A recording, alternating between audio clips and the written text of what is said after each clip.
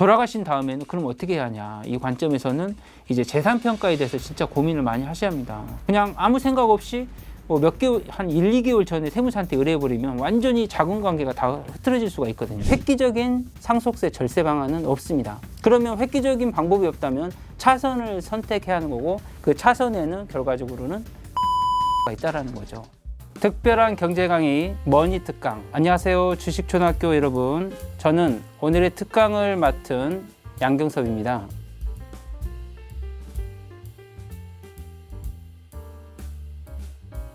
이제 드디어 상속세가 정말 초부자들만 내는 게 아니라 그냥 중산층도 내는 세금으로 바뀌게 됐죠. 그렇기 때문에 상속세에 관심이 많아진 것이고, 당연히 관심을 가져야 하는 것이죠.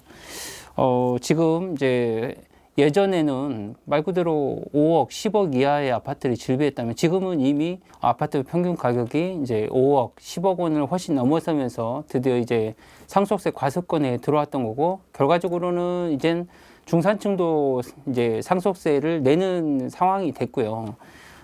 그렇기 때문에 이제 상속세 관심이 많아진 거고, 참고로 이 부분만 기억하시면 왜 이렇게 관심이 많아졌는지를 이해하실 수 있을 거예요. 뭐냐면, 배우자가 있는 상태에서 돌아가시면 최소 10억까지 상속세가 없거든요.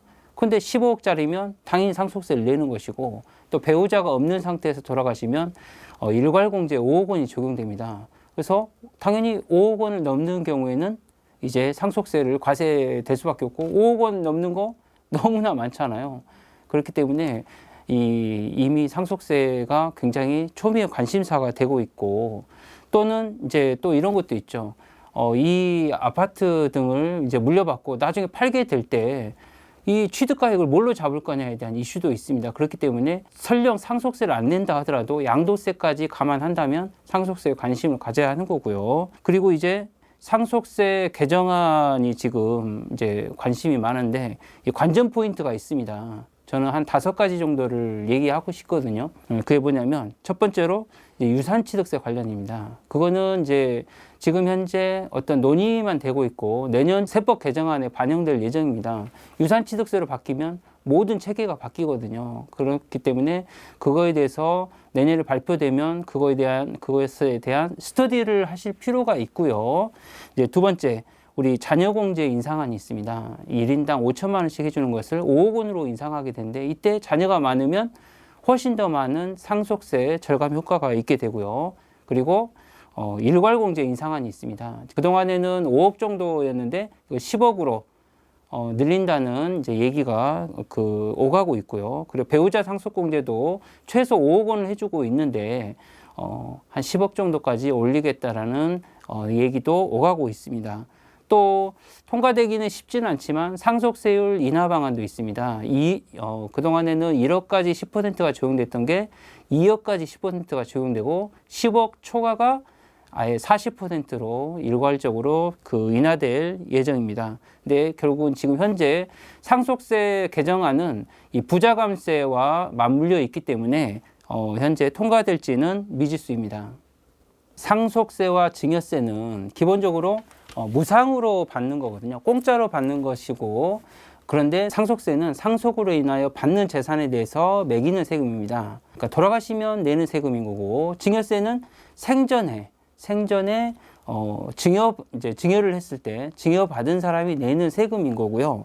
상속세는 전체 유산 총액에 대해서 매기는 반면에, 증여세는 증여자별, 수증자별로 세금이 달라집니다. 그래서 상속세와 증여세는 이런 차이가 있는데, 세율은 현재 동일하거든요. 동일하지만 어떤 과세 대상, 전체냐 부분이냐, 그리고 공제 금액이, 그러니까 상속세는 일괄공제, 배우자 상속공제 이렇게 큰 금액들이 있는가 하면, 증여세에 있어서는 공제 금액이 배우자한테 증여할 때는 6억 원, 성인 자녀한테 증여할 때는 5천만 원, 그리고 미성년 자녀한테 증여할 때는 2천만 원, 그리고 기타 친족한테 증여할 때는 1천만 원, 이런 공제 금액이 다르다고 보시면 되겠습니다. 일단은 기타 친족이라 하면 이런 의미입니다. 사위 며느리도 기타 친족에 들어가고, 예를 들면 사촌 형제, 여기도 기타 친족에 들어간다고 보시면 되고, 그리고 큰아버지 이런 것도 다 기타 친족에 들어가는 거죠. 지금 현재 상속세 세율과 증여세 세율은 이제 똑같다고 보시면 되고요. 다만 이제 과세 대상이나 공제 금액에 따라서 과세 표준이 이제 달라지는 거죠. 그런데 이제 세율은 현재 5단계 초과 누진세율이 적용되고 있습니다. 5단계 초과 누진세율이란 건 뭐냐면 과세 표준에 이제 세율을 곱해서 산출세액을 계산하는데 과세 표준이 1억일 때는 10%가 적용되고요. 자, 그리고 1억 원을 넘는 5억 원까지 5억 원까지는 20%, 또 5억 원을 넘는 10억 원까지는 30%, 10억 원을 넘는 30억까지는 40%, 그리고 30억 원을 초과하면 50%가 적용이 되고 있습니다. 자, 10억 원의 아파트를 이제 물려받게 되면 먼저 이 아파트를 사실은 15억 원이라고 딱 답을 줬으니까 이게 계산이 그냥 자동으로 되거든요. 그러나 15억 원이라는 것은 일단은 아마도 감정평가로 지금 하시는 것을 추천을 드리고요. 만약에 기준시가가 10억 이하라면 감정평가는 한 군데만 받아도 되고 10억 원을 초과한다면 두 군데를 받는다고 생각하시면 되겠습니다. 그래서 이렇게 가격을 딱 결정을 하고 나면 이제 그 배우자가 있는 상태에서 돌아가신다. 그러면 일단은 동거주택 상속공제를 미적용하고 장례비용 1,000만 원을 적용하고 그리고 배우자 있는 상태에서 유고가 발생된다면 8,536만 원입니다. 여기서 뭐 다른 예를 들면 금융재산 상속공제, 그러니까 금융재산이 있다거나 이런 거에 의해서 좀 달라질 수는 있는데 일단은 10억 원의 아파트만 있다면 동거주택 상속공제 미적용, 장례비용 1,000만 원, 그리고 배우자가 있는 상태에서 유고했다면 8,536만 원인데 이에 반해서 배우자가 없는 상태에서 돌아가신다고 하면 2억 2,989만 원입니다. 2억 2,989만 원. 그렇다면 15억짜리 물려받았는데 자녀들이 이 세금 2억 2,900만 원 낸다면 이 아파트를 팔아야 할 수도 있는 거잖아요. 물론 세금은 이제 상속세는 현재 10년간 11회로 나누어서 낼 수가 있습니다.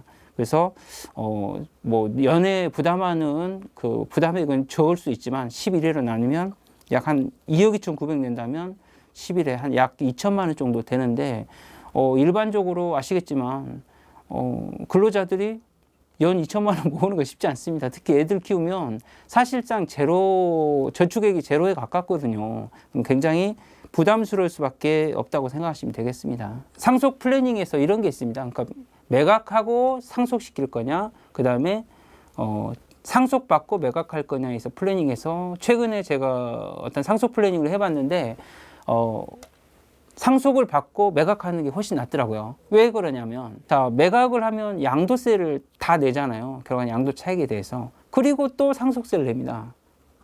그러면 결과적으로 이중과세적인 측면이 있더라고요. 결국은 그 차이가 어떻게 보면은 이 두 개 플래닝의 차이인 것 같은데 결국은 매각하고 상속받는 것보다는 상속받고 매각하면 결과적으로는 상속세로 흡수가 되고 그리고 상속 금액보다 더 많이 판 거. 예를 들면 뭐 15억에 물려받았는데 예를 들면 17억에 팔았다. 그럼 2억에 대해서 양도세를 내잖아요. 그래서 그런 측면이 있고 또 예를 들면 돌아가신 후부터 6개월 이내에 매매 계약을 체결하면 양도세로 다 흡수가 되거든요. 그래서 한 번에 세금만 낸다는 장점이 있다. 그런데 이제 아파트야 금방 쉽게 팔리지만 예를 들면 단독주택, 다가구 주택을 물려받게 되면 이게 팔리기가 쉽지가 않아요. 그래서 한 번에 세금만 내는 게 더 유리하다는 관점으로 너무 그 어떤 결정을 그냥 내려버리면 나중에 물려받았는데 상속세를 내려고 하는데 안 팔려.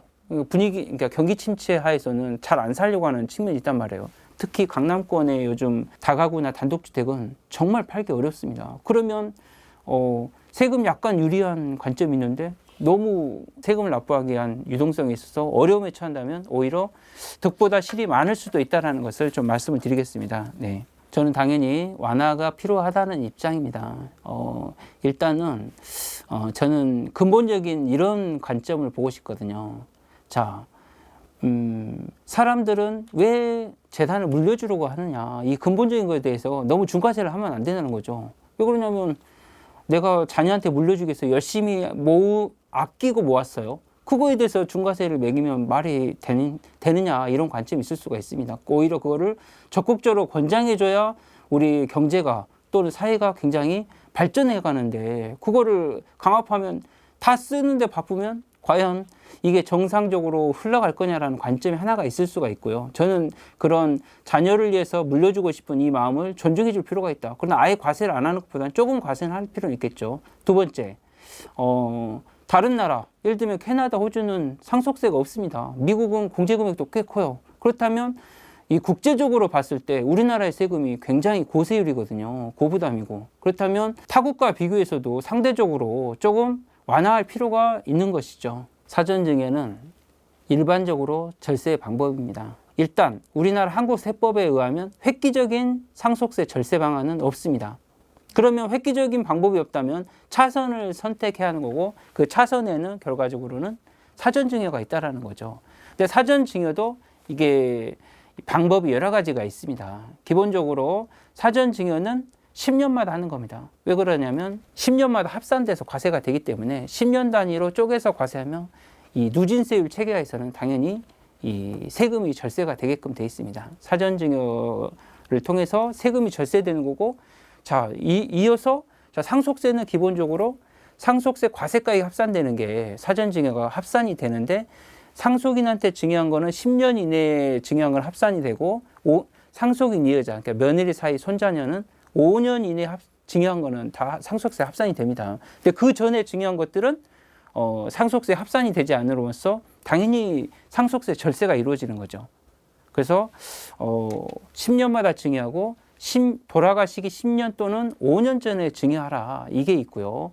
기본적으로 또 우리가 자녀들만 생각할 수 있지만 방금 아까 얘기한 것처럼 며느리 사이 손자녀한테 증여함으로써 한 명한테 증여하는 것보다는 여러 명한테 증여함으로써 절세가 되고, 이왕이면 이제 증여할 때 단순 증여보다는 부담부 증여를 함으로써 이 사전증여에 대한 증여세 절세를 할 수가 있습니다.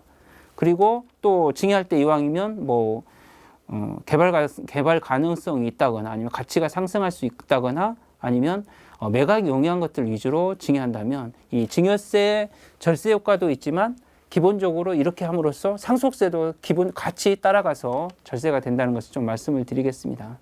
자, 아까도 말씀드렸지만 저는 기본적으로 일단 최악이라는 말에는 동의할 수가 없습니다. 네, 저는 너무 세금에만 매몰될 필요가 없거든요. 세금이라는 것은 사실은 자녀들이 내는 세금입니다. 그런 관점에서 이 물려주는 사람은 자기 인생을 여유롭게 살 필요가 있습니다. 그래서 충분히 쓰고 나머지를 물려주는 것은 기본적으로 상속에 있어서 중요한 포인트라고 보거든요.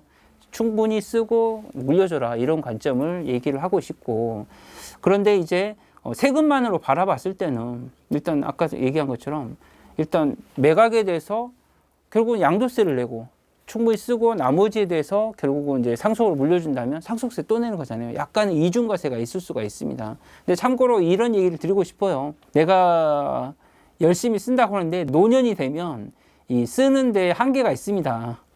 아파서 돌아다닐 수가 없어요. 그래서 사실 저는 이제 제 고객들, 저도 상속세 많이 하는데 제 고객들이 70세 넘어서 80세 넘어서 또는 90세 넘어서 오시거든요. 도대체 뭘 할 수 있냐. 사전증여도 횟수가 제한적이라는 거죠. 저조차도 상속을 고민하고 있다는 걸 좀 말씀을 드리고 싶어요.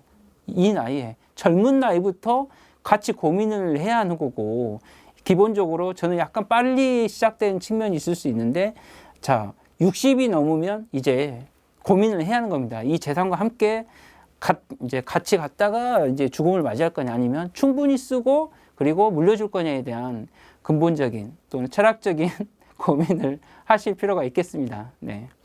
엄청 의미가 있을 수 있습니다. 그러니까 저는 이런 관점에서 바라보거든요. 집이라는 게 위치, 그러니까 입지에 따라서 어떤 가치가 형성이 되는 게 있습니다. 그러면 입지가 좋은 이 아파트의 경우에는 내 자녀한테 물려주고 싶을 수가 있단 말이에요. 그거를 이제 증여로 할 거냐, 양도를 할 거냐에 먼저 고민이 있을 수 있는데, 저는 증여와 양도를 만약에 선택하라고 하면 일단은 증여를 일단 많이 얘기를 합니다. 왜 그러냐면, 물론 취득세 중과세라는 측면이 있을 수는 있는데, 일단 증여를 얘기하는 거는, 양도는 매매대금이 다 가야 한단 말이에요. 자녀가 그동안 모았던 금액이 아버지한테 다 이전이 됩니다. 근데 증여는, 양도는 그러니까 양도는 다 이전이 되는데 반해 증여는 증여세만 내면 된단 말이에요. 그것도 5년간 6회로 나눠서 낼 수가 있습니다. 자금의 그 유동성에서 압박을 받지 않아도 되는 거죠. 그렇다면 일단 증여가 우선적으로 얘기할 수 있는데, 매매도 이 전체적인 어떤 그 세금 맥락에서는 매매는 예를 들면 특히 1세대 1주택자가 자녀한테 재산을 매매할 때는 굉장히 의미가 있고요. 근데 이게 가족 간의 매매면 재밌는 게 뭐냐면, 타인이면 당연히 정당한 대가 최대한 많이 받았겠지만, 가족 간의 거래는 일단 이런 방식이 있습니다. 일단 무조건 감정평가는 해야 하고요. 감정평가를 하고 얼마만큼 감액할 수 있느냐, 법에서 허용되는 범위가 있거든요. 그게 양도세법에서는 5% 미만으로 감액하면 됩니다. 10억짜리면 9억 5천만 1원 이상으로만 거래하면 불이익이 없습니다. 그리고 이 증여세 관점에서는 30%와 3억 기준이 있거든요. 예를 들면 10억짜리면 7억 원 이상으로 거래하면 증여세가 없다라는 거죠. 그러면 생각해 보세요. 자, 일단은 비과세면 그냥 깎아도 된단 말이에요. 어차피 5% 이상으로 차이를 두면 양도세는 어차피 시가, 감정가액으로 추징한다고 보시면 되는데, 추징돼도 비과세라면 양도세가 거의 없고요. 일단 증여세 관점을 다시 바라보면 10억짜리를 7억에 거래하는데 증여세도 없어요. 양도세는 10억으로 거래도 양도세가 별로 없단 말이에요. 거의 없단 말이에요. 오랫동안 보유했다면, 그리고 오랫동안 10년 이상 살았다면. 그러면 자, 10억짜리를 7억 원만 준다 이거예요. 일단 보증금이 7억 있어. 그럼 아무것도 안 줘도 되잖아요. 그렇죠? 이게 가족 간의 거래의 장점인 거죠. 근데 여기서 더 나갈 수도 있습니다. 우리 5천만 원 증여재산 공제가 있죠? 그러면 6억 5천만 원까지 깎아도 돼요. 그럼 증여세가 여전히 없어. 자, 10억짜리를 6억 5천만 원만 줄 수도 있는데, 만약에 거기에 보증금이 껴있다면 더욱더 줄어드는 거고요. 여기서 더 나갈 수도 있습니다. 증여세를 내는 구간까지 갈 수도 있죠. 6억 5천에서 예를 들면 5억 5천에 거래를 한다. 그러면 결과적으로 1억 원이 과세되거든요, 증여세가. 그래봤자 970만 원이라는 거죠. 그래서 가족 간의 거래가 생각보다 많이 거래가 되고 있고, 그게 뭐 탈세냐, 세법을 활용한 절세라고 저는 얘기하고 싶습니다. 네. 이제 단순 증여를 한다는 것은 뭐냐면, 이제 같이 살고 있는 상태에서 증여를 한다거나 아니면 공실인 상태에서 증여를 하는 것을 얘기하는 거죠, 일반적으로. 네. 물론 이제 세입자가 있어도 단순 증여의 방식을 선택할 수도 있는데, 단순 증여를 하면 이제 어떻게 보면 증여세를 다 매기는 거죠. 이제 사람들이 놓치는 게 뭐냐면, 단순 증여해서 증여세를 좀 더는 내지만, 이게 재밌는 게 뭐냐면, 세입자를 들이면 그 보증금으로 증여세와 취득세를 다 해결할 수 있다는 거죠. 오히려 남기도 합니다. 그래서 단순 증여는 안 돼, 이런 것보다는 두 개를 하면 비교해 보면 좋은 결과가 나오는 거고요. 근데 부담부 증여는 채무를 낀 상태에서 증여를 하는 거잖아요. 그러면 증여세가 이제 줄어드는 거고, 양도세는 결과적으로는 취득가액이 인정되거든요. 그러므로 인해서 양도세도 사실은 줄어든 증여세 그만큼의 양도세를 내지 않아요. 결과적으로는 훨씬 더 적은 세금을 내게 되고, 그래서 부담부 증여가 일반적으로 유리한데, 참고로 중과세가 적용이 되면 그때는 또 효과가 없습니다. 지금은 중과세 유예기간이거든요. 그래서 효과가 없는데, 지금은 일반적으로 유리한 상황이고, 그런데 자, 부담부 증여의 단점이 뭐예요? 아까 채무를 껴서 증여했잖아요. 결국은 그 채무는 그러면 갚아야 하는 거잖아요. 자녀가 갚아야 하기 때문에 세금적인 측면에서 유리하지만 결국은 갚아야 하는 대상이다. 그리고 참고로 부담부 증여의 경우에는 채무를 국세청에서 다 입력을 합니다. 갚을 때까지 영원히 사후관리하는 거죠. 거의 2, 3년마다 한 번씩 물어본다고 생각하시면 되겠고, 그거를 갚는 거에 대해서도 텍스 플래닝이 필요하다, 이런 말씀을 드리겠습니다. 자, 이거는 그 커피 전문점을 얘기하는 게 아니고, 결과적으로는 빵을 만들어서 파는 데를 얘기하거든요. 결국은 그게 제과점업이거든요. 그리고 식료품 제조업에 들어갑니다. 근데 커피 파는 거는 비알코올 음료점이라고 해서 가업상속 공제 대상이 아닌 거죠. 결국은 빵을 위주로 더 많이 파는 데를 얘기하는 거고 제주한빵이 되는 거고요. 지금 현재 우리 신문기사에 나오는 것은 가업상속 공제를 얘기하는 것 같아요.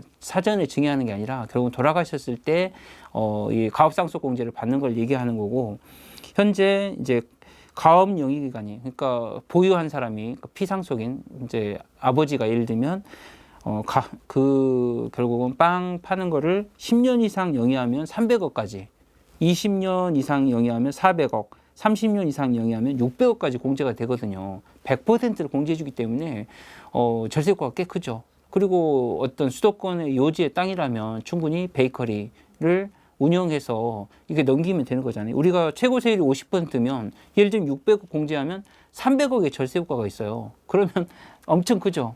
그렇다면 자, 이 사업에서, 제과점업의 이 사업에서 꼭 이익을 남겨야 하는 게 아니에요. 똔똔만 돼도 결과적으로는 절세 효과가 있는 거죠. 똔똔. 네, 좀 사투리 비슷한 걸 쓰긴 했는데, 네, 결국은 의미가 있는 거죠. 이익을 꼭 남기는 게 아니라 적어도 손해만 안 본다면 이 어떤 플래닝은 의미가 있다고 보시면 되겠습니다. 네, 자, 현금의 경우에는 그냥 총액으로 계산이 되는 거잖아요. 네, 그냥 뭐 줄일 수 있는 방법이 원칙적으로 없는 거죠. 사전 증여하지 않는 이상은.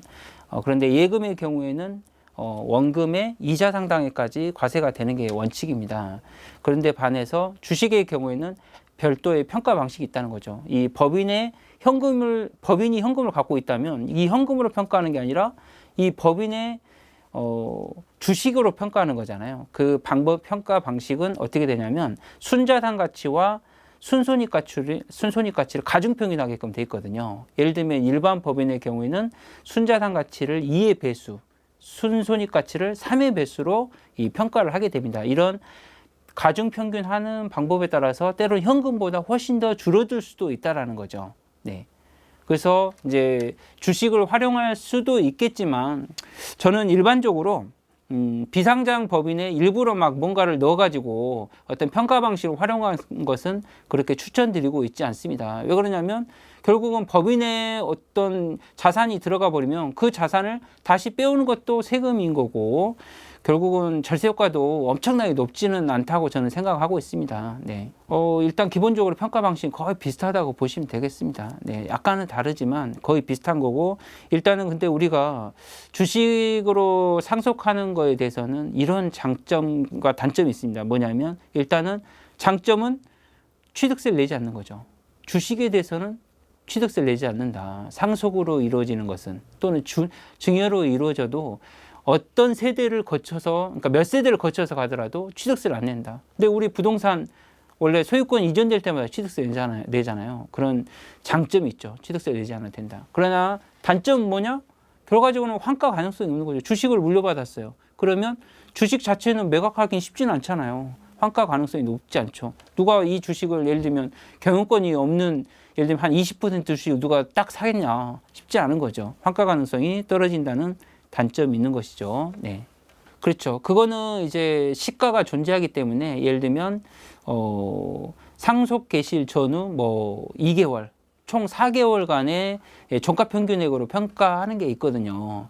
그러면 이제 당연히 내용이 좀 달라질 수가 있죠. 네네. 사는 시점이 아니라 이제 상속 개시일 시점이기 때문에 그 자체가 절세 효과가 있는 게 아니고 그냥 결국은 피상속인의 재산이 그냥 늘어난 것일 뿐인 거죠. 그 자체는 절세 효과가 있을 수는 없습니다. 근데 싼 가격에 샀는데 그 상태에서 돌아가시고 그리고 나중에 자녀들이 물려받고 몇 개월 후에 그 가격이 올랐다면 그것도 하나의 절세 방안이 될 수도 있죠. 그러나 절세 방안으로서 그런 것을 추구하는 것은 그렇게 효율적인 건 아닌 것 같습니다. 근데 평가 방식은 단순합니다. 현재 그 상속 개시일 전후 1개월간의 어떤 종가 평균액이거든요. 그리고 그 가격을 고시를 네 군데서 하고 있어요. 그게 뭐냐면 업비트, 빗썸, 코빗, 코인원에서 공시를 하고 있고 그 가격을 또 국세청에서 이제 취합해가지고 그 가격 자체를 조회할 수가 있습니다. 그래서 전후 1개월간의 종가 평균액으로 이제 평가를 하는 겁니다. 네. 현재 가상자산, 특히 뭐 비트코인을 포함해서, 그 다음 2위가 이더리움이죠. 너무 많은 사람들이 투자를 하고 있다. 그래서 어떻게 보면 이거를 과세를 하는 거는 진짜 말 그대로 뭔가 이제 국민들 입장에서는 대부분의 국민들이 연관이 돼 있단 말이에요. 물론 저는 하고 있지는 않지만 대부분의 국민들 관심 있고 여기에 세금을 갑자기 안 매기다가 매기면 뭔가 손해보는 듯한 느낌이 들 수가 있죠. 그래서 과세라는 거는 결국은 세수가 충당이 충분히 된다면 뭐 일부러 과세할 필요가 있냐 이런 관점도 있을 수가 있습니다. 저는 과세 유예하는 거는 저는 의미 있다고 봅니다. 언젠가는 과세하는 것이 맞을 수도 있어요. 그러나 이거는 정책적인 부분이거든요. 일부러 과세권을 유예할 수도 있는 거잖아요. 정치하는 사람이라면. 그 국민들이 좋아한다면 충분히 갈 수도 있죠. 왜 그러냐면 그거 말고도 세수가 충분히 확보된다면 가상자산은 유예할 수도 있을 것 같습니다. 네.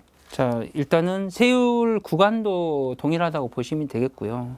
다만 이제 상속세는 기본적으로 이제 유산총액으로 과세가 되는 거고 증여는 증여자별, 수증자별로 과세가 되거든요.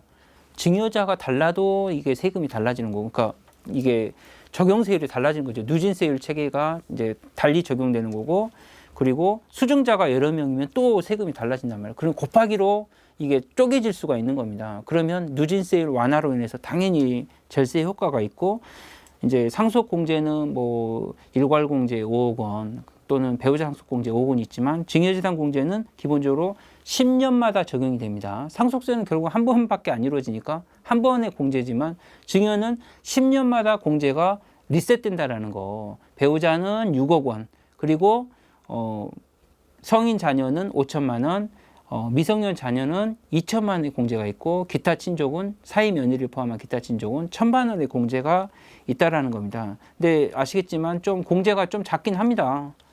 좀 이거는 늘릴 필요가 있습니다.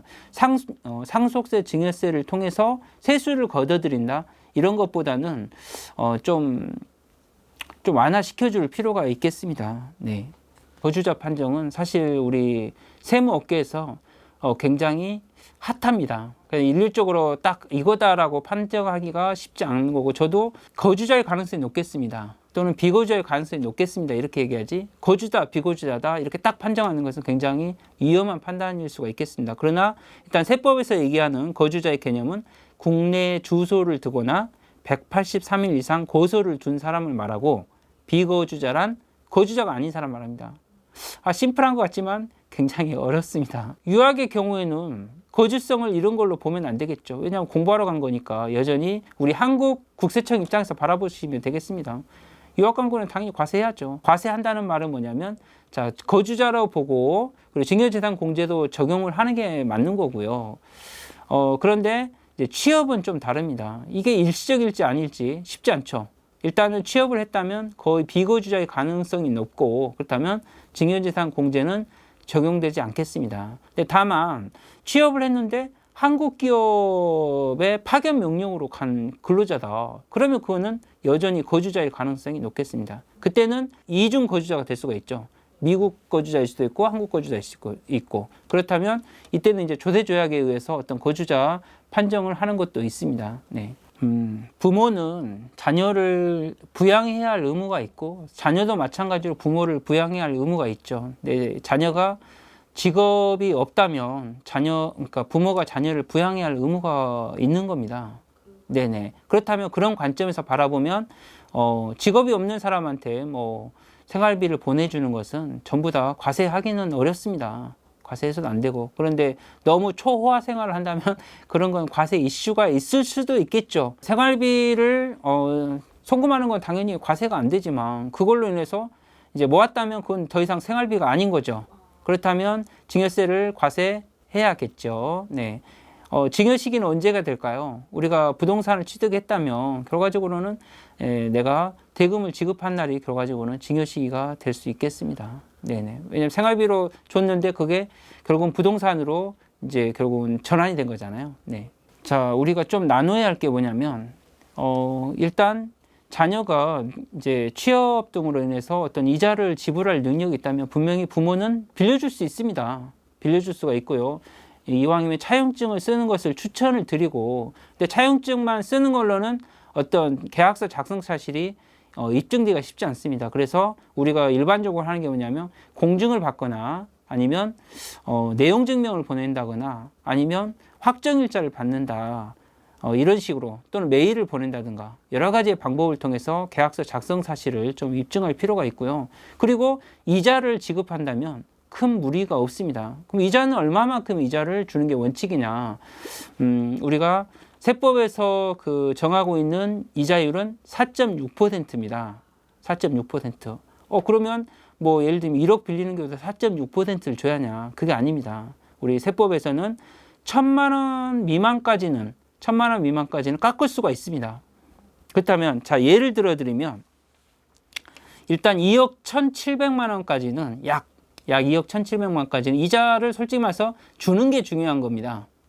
자, 예를 들면 월 2만 원, 5만 원 줘도 저는 무방하다고 봅니다. 왜냐하면 결국 이자가 1,000만 원 미만으로 나오거든요. 그러면 사실상 안 줘도 되지만 안 주면 원금의 증여로 갈 가능성이 있기 때문에 이자를 2만 원이나 5만 원이라도 줘라 얘기를 하고 싶고, 근데 원금을 계속 갚는다면 분할로 해서 원금을 계속 갚는다면 그때는 이자조차도 주지 않아도 무방한 것일 수도 있습니다. 2억 1,700까지는. 자, 이제 2억 1,700을 넘어서 이자가 1,000만 원 초과해서 발생되는 경우입니다. 자, 3억 원을 빌려준다. 그럼 이자는 4.6%로 계산하면 1,380만 원이거든요. 아까 1,000만 원 미만을 깎을 수 있다겠죠. 그러면 자, 1,000만 원을 딱 깎으면 380만 원을 초과해서 이자를 지급하면 증여세가 없습니다.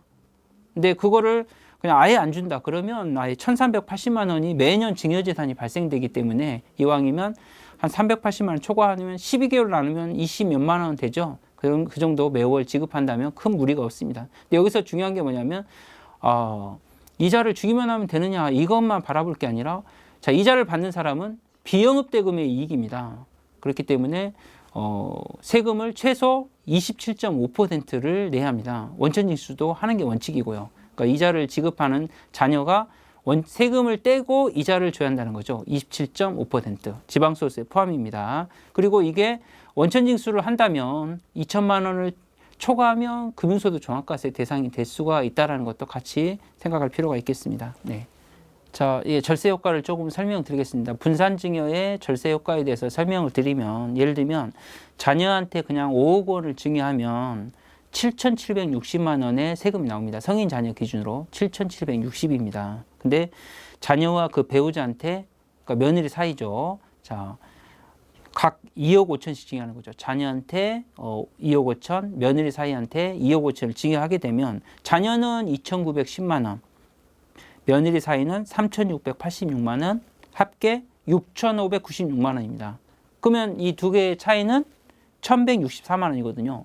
5억 원 증여하는데 1,164만 원 절세가 됐어요. 아무것도 아닌 것 같지만 자, 우리 그래도 적은 금액은 아니죠.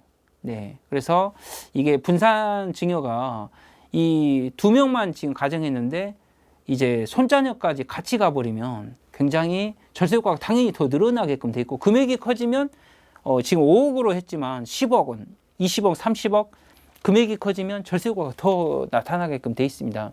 한번 일단 두 개로 쪼개는 것 자체에 대한 최대 절세 효과는 약 4억 6천입니다. 한 번에 4억 6천을 절세하는 거예요. 두 번 쪼개면 최대 9억 2천. 엄청나죠? 네. 그래서 근데 다만 이 현금 같은 경우는 그냥 쪼개면 되는데 다만 이거 가져오면 안 돼요. 다시 아들이 가져가면 결과적으로는 이거는 세금을 우회한 거기 때문에 그건 한 명한테 증여한 걸로 해서 다시 추징할 수도 있다는 걸 기억을 하시면 되겠고요. 근데 우리가 좀 주의하실 게 뭐냐면 상가 같은 거를 증여하게 되면 이 사업자 등록을 해야 하거든요. 사업자 등록을 하면 결과적으로는 건강보험료 이슈가 있습니다. 건강보험료도 같이 감안해서 이 손자녀는 같이 감안해서 증여를 하는 게 좋겠습니다. 네. 돌아가실 것 같으면 결국은 부모님의 재산을 인출하는 게 쉽지는 않거든요. 그러면 막 빼라는 게 아니라 이 자금 소유를 생각해서 어떤 자금 플래닝을 좀 짜는 게 필요하고요. 두 번째는 이제 대부분 돌아가실 때쯤이 되면 어딘가에 누워 계신단 말이에요. 그렇다면 어떤 병원비가 굉장히 많이 들어갑니다. 그러면 이거를 이제 자녀들이 좀 착각하는 게 뭐냐면 내가 내 돈으로 먼저 내고 나중에 재산으로 물려받을 거라고 생각할 수가 있거든요. 그러면 이게 세법상으로 그러니까 불이익을 받을 수가 있습니다. 그냥 자녀가 부모의 병원비를 대줬다면 그건 부양으로 가버려요.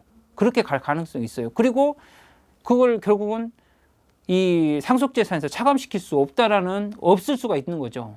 차라리 그냥 갚지 말아버리거나 돌아가실 때까지, 또는 부모님의 카드나 부모님의 예금 등에서 인출해서 써야지, 자녀가 갚아버리면 나중에 이제 돌아가시고 난 다음에 이걸 차감시키려고 하면 세무사가 이거는 세무상 쟁점이 있을 수 있습니다, 이렇게 얘기할 수가 있다라는 거죠.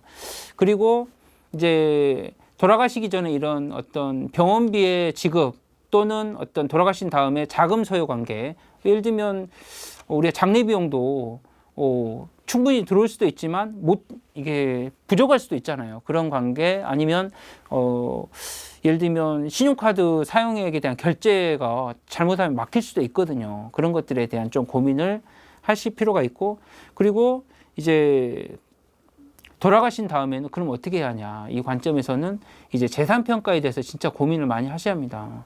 예, 그냥 아무 생각 없이 뭐 몇 개월, 한 1, 2개월 전에 세무사한테 의뢰해버리면 완전히 자금 관계가 다 흐트러질 수가 있거든요. 왜 그러냐면 부동산의 경우는 지금 감정평가 과세가 굉장히 초미의 화두입니다. 지금은 벌써 단독주택, 다가구 주택이 원래 이제 감정가의 과세가 없었는데, 지금 현재 신임 국세청장이 취임하면서 과세하겠다고 이미 어떻게 보면 방향을 잡았고 벌써 이미 시행되는 측면이 있습니다. 그래서 이게 예를 들면 강남권의 다가구나 단독주택은 이 공시가격과 감정가격 차이가 막 몇십억씩 차이 나거든요. 그 세금 차이가 또 당연히 몇십억 차이가 나는 거예요. 그러면 이게 또 쉽게 팔리지도 않아요. 매각되지도 않아. 그러면 잘못하면 유동성에서 굉장히 곤란한 상황이 생길 수가 있습니다. 그래서 돌아가시기 전에도 한번 고민을 해볼 필요가 있고, 돌아가신 다음에 이걸 어떻게